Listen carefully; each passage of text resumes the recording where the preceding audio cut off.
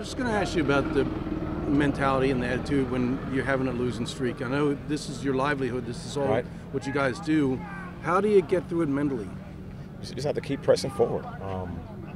There's a lot of life lessons, when things like this happen. Again, sports teach you a lot. So you got to keep grinding, is what we say around here, and keep pushing forward. Again, it just takes one good thing to turn it all around. If we can get a W this weekend, and probably start rolling from there. But again, we've got to go out and get a W. Coach Nehemiah, you know him as well as anyone. He's a very competitive person. And I was talking to him yesterday. He takes this personal, losing. And how do you feel he's reacted? Because he's the leader of the program. Everybody looks to him, both coaches and players. It's the same way. Just understanding that, guys. It's a week-to-week deal. When you're winning, everybody loves you. When you're losing, everybody's writing letters and sending emails. Right. It's the nature of the business. We understand that. Don't let it bother us. We just got to try to find a way to help these kids win football games. And right now, obviously we're not winning. It's for us as coaches, and we're used to winning. It's a punch, knockout punch to your pride. And again, but can't worry about that. We just have to keep pushing forward and take it one game by itself and push from there. Again, it's a new month for us. November can be a great month for us, and we just got to go out. We got to find ways to win. And again, it's not over. We have a lot of football to be played, a lot of big games to be played, and we can get things going this weekend and finish up strong. So have you been impressed with the way Nehemiah has handled things? He not showing his frustration outwardly, I imagine. Have you feel like he's done a decent job considering the circumstances? He's always been, again, he gets fiery when he needs to, but at the same time, he always understands that. He always said this is a bottom line profession. It's all about wins and losses, and we understand that. But at the same time, most important things is being good people. So never forget that, no matter how things are going. Always forget that the kind of person you are, the person you want to be, set a good example.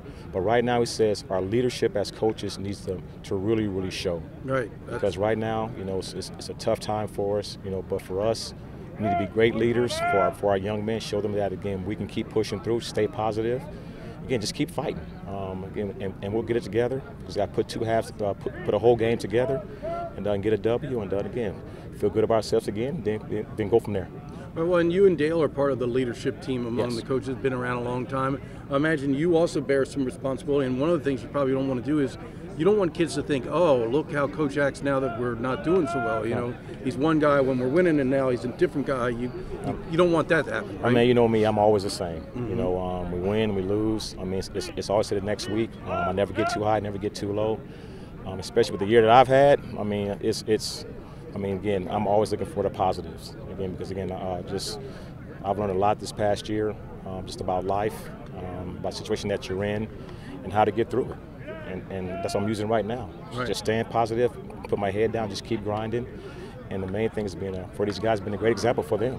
Right. Again, by not being any different, by not changing, being myself.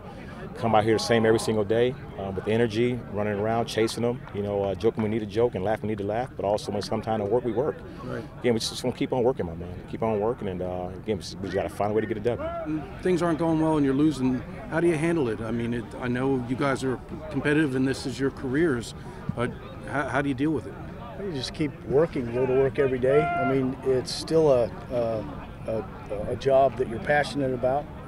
You're not performing as well as you want to perform personally and lots of other ways, but you have to keep fighting through it.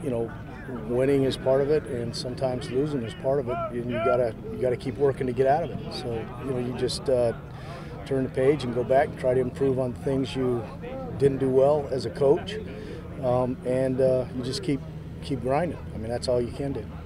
Kenny's the leader of the ship, and ultimately all responsibility lies with him. How do you feel he's handled it? I know, at times he probably gets down, but he probably doesn't want to show that to either the staff or the players. I think he's phenomenal. He's been great when we're winning. He's the same person when you're not. He doesn't change. It's not like all of a sudden we're staying until 3 o'clock in the morning, or we So that's what I say. Kenny's Kenny. He's not changed a bit one way or the other. The foundation is firm here, and it's his foundation, and that's not changed. It's not wavered. Right. Obviously, as a D coordinator, and you bear responsibility for other defensive coaches, players, what do you try to project do you try to? I mean, you got to make sure that everybody stays positive. Yeah, and again, I think we have a phenomenal staff that's been together a long time, so everybody understands each other, and everybody understands, you know, where we need to get to. Right now, we're not coaching to the standard or playing to the standard. We need to get there, and you know, we have a lot of positive coaches. You know, sometimes they lift me up more than I lift them up. So, right. You know, it's just all about just go to work the next week, and you know, a win changes a lot of things. Right. The other thing I was going to ask you about Cincinnati, I have not really gotten to see them play on television. What type of offense are they running, Dale? What do they look like they run the ball a little bit? Yeah, they run the ball well. They got a couple of really good running backs. Yeah, the Warren guy's got like 900 yards. Yeah, he runs hard. He's real quick. He'll break tackles. He's not easy to get to the ground. They've got a couple of young guys that have very elusive speed, can really run. A bunch of receivers. I think their tight end is really special. Mm-hmm. He can run. He's a big kid that blocks well. They're like a lot like everybody else, a lot of RPO stuff, and you know, they'll spread you out. They'll play with 12 personnel, 11 personnel, but they're a really gelled up offense. I think they've changed some things from last year. They have a really nice little tight end package thing with their zone read. Mm-hmm. So I think, and probably a big difference is their quarterback. Well, I'm doing a little thing on Jackson Pittman. I mean, He's been pretty consistent this year. Would you agree with that? Yeah. You know, Pittman's been consistent because he's been working at his craft. He's starting to understand.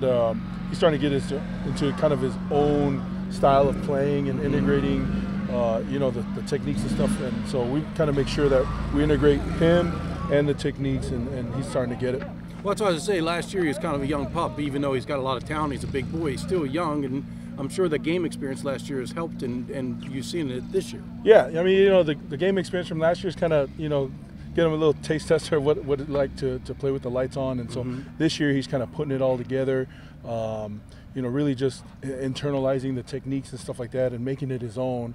And that, I guess that's what you kind of see on the field this year, is his ability to be able to go out there and make some effective plays. What do you feel are his attributes? What does Jackson do well? What, you know, obviously he's a big boy. He's a ball.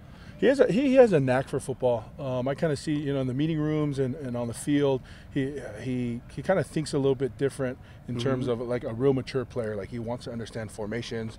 He wants to understand almost like AP course type stuff of football. And so he plays to those strengths. And so he, instead of doing his assignment, he does his assignment in order to be effective in the defense. And so his mental game is probably the biggest thing that I've seen develop in him.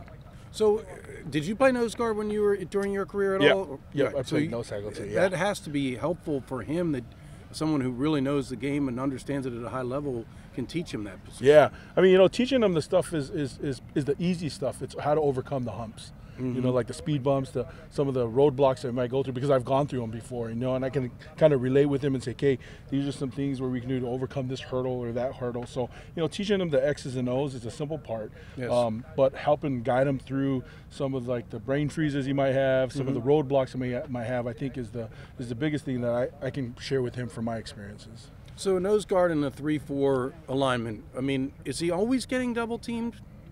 Pretty much. Really? Yeah. I mean, that's got to be frustrating for a kid to feel like you're always beating your head. I mean, two guys. I mean, come on. Yeah, it's not fair sometimes. You know, I always say, like, the closer you get to the football, the more technical you have to be. And so you have to rely on your technique. You can't brute it out. You're only going to last for a few plays if you're going to go in there with brute strength. But if you can rely on your technique, and that's the thing that he's known that, I mean, he's big and strong, but that only lasts a couple plays. And so he's really relied on his technique, which really causes him to force to be better at his technique. And so, you know, as kind of like I said, the closer you get to the ball, the more real technical. I mean, you don't really have much room for error. I mean, you're just a couple inches away from the ball, and so you got to make your reach fast. And your technique has to be on point.